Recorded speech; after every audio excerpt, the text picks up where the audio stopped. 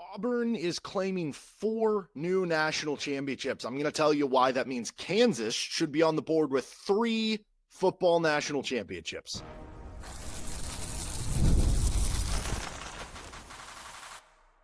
You are Locked On Jayhawks, your daily podcast on the Kansas Jayhawks. Part of the Locked On Podcast Network, your team every day. What's going on? Derek Johnson here, another bonus episode of Locked On Jayhawks, and thanks for joining us anywhere you get your podcasts, including on our YouTube page where you can like and subscribe to the show. Thank you so much to the Everydayers catching each and every episode, including our double dayers now. We're catching, triple dayers. We've been releasing a lot of content leading up to the football season, getting you hyped and ready, but talking a little football here. Kansas should be a multi-time national championship winning program. How about that? So we're going to get into some of the news, why it matters, and kind of make the case why this should be a case. And you know what? Kansas should have another basketball championship too. Let's go all in on this idea for KU. So if you missed some of the national news, I guess you would say Auburn, they're claiming 4 new national championships. They're going to be celebrating it at like one of the games or something. 1910, 1914, 1958, and then 2004. And to me, I think you can relate this to say Kansas should be able to claim at least 2, if not a third. Let's have some fun with the Orange Bowl team as part of this as well. So the 3 that I'm talking about for Kansas, 1899, baby. Who forgets that year? 1908, those national champion 1908 Hawks. And then a 2007-08 Orange Bowl team.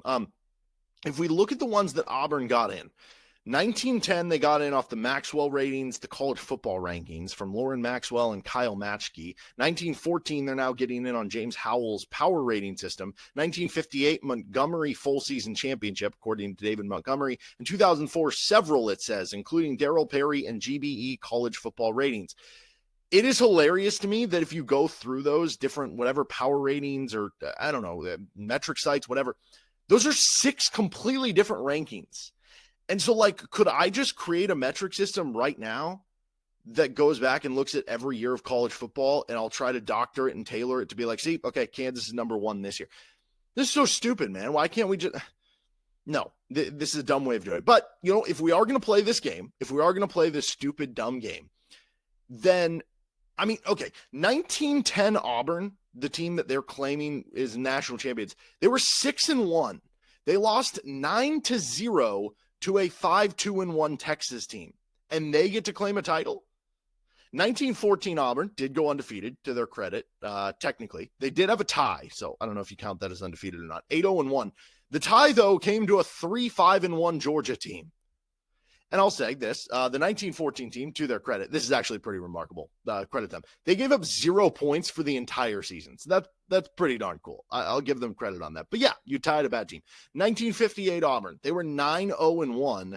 Their tie came to a 5-4-1 Georgia Tech team. And guess what? They had 0 combined AP top 25 victories at the time of play. They did wind up with 1 top 25 victory at the end of the year because their 6-5 thrilling win over Florida. Florida finished ranked 14th that year. That was the only team that Auburn team beat that won 6 or more games that season.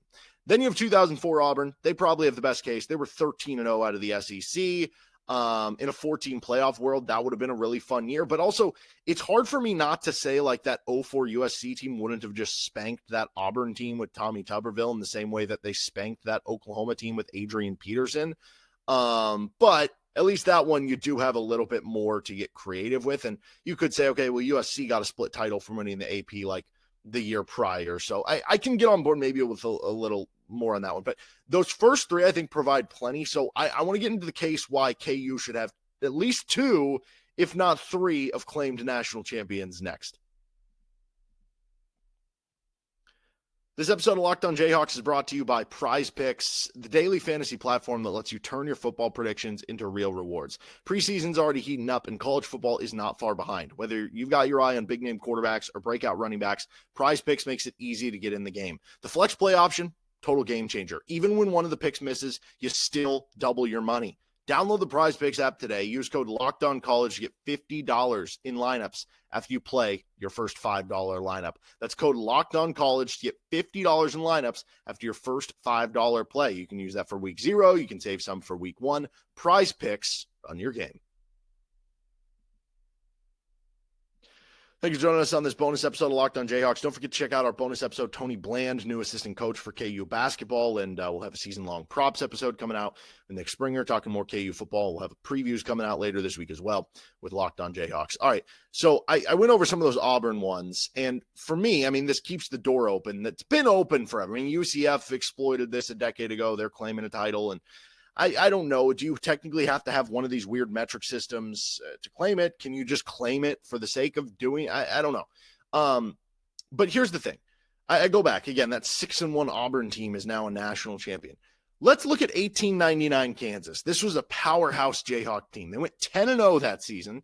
The only season Fielding H. Yost coached Kansas. So I guess the greatest coach in KU history. He's undefeated. They had 6 shutouts that year. They only gave up more than 6 points once. And their signature win, a 34-6 victory over rival Missouri, who went 9-2. Pretty impressive there. Now, the national champions that year, East Coast bias all around, man. Think about, I mean, we didn't have digital and TV going on. Like, they're going to vote for the teams right there. Harvard and Princeton get the East Coast bias national championships, despite Princeton having a loss. They lost 5-0 to Cornell. That's a Cornell team who was solid, but they lost 3 games. And Cornell lost the game by 29 points to Penn, which back in the day, losing by 29 because the lack of offense, that's like losing by 60 nowadays, you know? They have a loss. Harvard had a tie with Yale, and Harvard's average margin of victory that year was 18 points. Kansas's was 24. Kansas should get the 1899 title. At the very least, if we're giving one to Harvard and Princeton, Kansas should get a share as well. Okay, Kansas, throw up the 1899 national championship banner. 1908, Kansas went 9-0 in under Doc Kennedy, A.R. Kennedy, in that 1908 season. They had 5 shutouts. The most points that anybody scored on KU that year was 6. KU scored double digits in every game. They outscored their opponents by 111 in total that year, an average of a little over 12 per game. And the resume was really good for that 1908 Kansas team, as good as we can imagine for the early 1900s. They had a 15-point road victory against Nebraska, who finished 7-2-1 that season. They had a 10-4. I know. Yes, 10-4. 10-4 victory over Missouri, who went 6-2 that year. They had a 12-6 victory over a 6-2 Kansas State team, and this is their best win. I mean, those are all 3 good teams. You combine Missouri, Nebraska, K-State that year. They combined to go 19-6, but their best win was an 11-0 shutout victory over Oklahoma. That Oklahoma team, 8-0-1 against everyone else. They finished 8-1-1 on the season. Their only loss being to Kansas, and they lost 11-0. That 1908 Kansas team outscored the rest of the competition 272-35. You compare that to those 1910 and 1914 Auburn team resumes, it's better. If we compare it to the 3 recognized champs in 1908, so you have 9-0-1 Harvard, you have 10-0 LSU, and 11-0-1 Penn. Harvard has a tie to a 2-loss Navy team. They wound up with an average margin of victory 12.4. Kansas was at 12.3. And that Harvard resume on the schedule featured schools like Bowdoin, Maine, Bates, Williams. I'm not just naming names. These are real schools. Springfield Training School and Carlisle, with a few Ivy League games sprinkled in. If Harvard has a national championship, Kansas should have one for that year as well. They should get a claim. Penn had a tie with 2-loss Carlisle. Otherwise, they were a wagon. They were blowing teams out, so respect for that. That LSU team also 10-0, and they were like blasting teams. So, you know, if those teams get a share of it, Kansas should get a share of it too. It should be a 4-way share at that point. I don't know. Maybe there's a 5-way share. Maybe there's another team out there. So I want to talk about the 07-08 team. That one's a little more complicated. Kansas should be at least 2-time national champs if we're going by all this rules and muck and chaos. But let's try to, play a little mental gymnastics with the Orange Bowl team. This episode's brought to you by DripDrop. If you're trying to stay on top of your routine, whether that's workouts, long days on campus, staying focused, DripDrop comes in handy, helping you keep hydrated. It's doctor-developed and scientifically proven for fast hydration, using the perfect balance of sodium electrolytes and glucose to help your body absorb fluids quickly, delivering 3 times the electrolytes and half the sugar of a leading sports drink. I've tried the grapefruit punch. Awesome. Keeps me hydrated. Feels fresh. Put it on ice. And right now, DripDrop is offering Locked On listeners 20% off your first order. Just head to DripDrop.com. Use promo code LOCKEDONCollege. That's DripDrop.com. Promo code LOCKEDONCollege. You get a 5th off, 20% off. Stock up now before the heat hits hard with DripDrop. Today's episode of the show is also brought to you by Open Phone. If you're running a business, every missed call is money left on the table. Think about the last time you needed a service. If the first person didn't answer the phone, did you wait? Did you wait for the voicemail? Probably not. You moved on. That's why you need Open Phone, so you never miss an opportunity to connect with your customers. Open Phone is the #1 business phone system designed to streamline and scale your customer communications. Do you juggle 2 phones just to keep business and personal calls separate? Well, Open Phone solves that instantly. See why over 60,000 businesses trust Open Phone. They're offering Locked On listeners 20% off your first 6 months at openphone.com/lockedoncollege. That's openphone.com/lockedoncollege. They'll even port over your existing customers for free. Open Phone, no missed calls, no missed customers. All right, finishing things up here with Locked On Jayhawks. Should the 07-08 team have a claim? Did you know actually 3 teams by some of these weird metrics and pollsters can claim a title that year? Obviously LSU, they won the BCS. USC can with the 11-2 season. I think that was Mark Sanchez. I think they're upset by like Oregon State. I forget the other loss. And yes, I'm sorry to bring this one up, Missouri.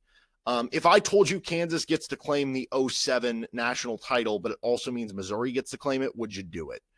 I don't think I would take that trade-off, but Kansas should absolutely claim the 1899 and the 1908 ones, but still, you look at it and LSU ends up winning the BCS title. How about this little transitive property that we can work to, right? LSU had 2 losses that year. One to Kentucky, team who finished 8-5, the other to Arkansas, who finished 8-5 as well. So Kansas's loss to Missouri is better than the LSU resume, so to speak, with the losses. Also, that Arkansas team who beat LSU, Missouri beat them by 31 points in their bowl game. And so if we just take the transitive property of saying KU versus Missouri for the 2nd, 3rd, and 4th quarters, then take Missouri over Arkansas, then Arkansas over LSU, boom, you get Kansas as national champions that year. But KU's record is also better than all 3 of those teams who can claim it at 12-1. The rest of them had 2 losses. So that's kind of interesting too, right? But in all seriousness, like, do I actually think the 07 Jayhawk team was the best team in the country that year? No, I don't. I think they were one of the best teams in the country. I don't think they were the best that year. But 1899 and 1908, I'm fine saying they were, partially because of the fun of it, partially because I can't really, do we really know? No, but if all these other teams are claiming titles, Kansas should too for those years, because resume-wise, they do have as good of a case as the other. But I think more than anything, this whole exercise is showing the flaws and stupidity that basically you don't have to be the best team to claim a title in a given year. And so if that is the case, and it's just a handful of recognized champions every year and claiming titles, why not expand it?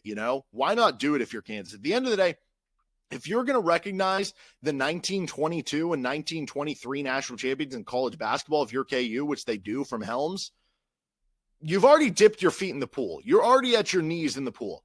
Take a cannonball, dive all the way in, claim 1899, claim 1908. And while we're at it, claim the 2020 national champions in college basketball as well. Sure, there's going to be some national blowback if you do all those things, just as there is right now for Auburn, but it'll subside in a few days. And then guess what? In 30, 40 years, people are going to look back, they'll look at the stadium, they'll look at the rafters and go, oh, wow, Kansas won the national title that year. Oh, wow, KU football has won 2 national champions. Claim them all. Make everyone mad. All right, that'll do it for this episode of Locked On Jayhawks. See you next time right here, anywhere you get your podcast, including on our YouTube page.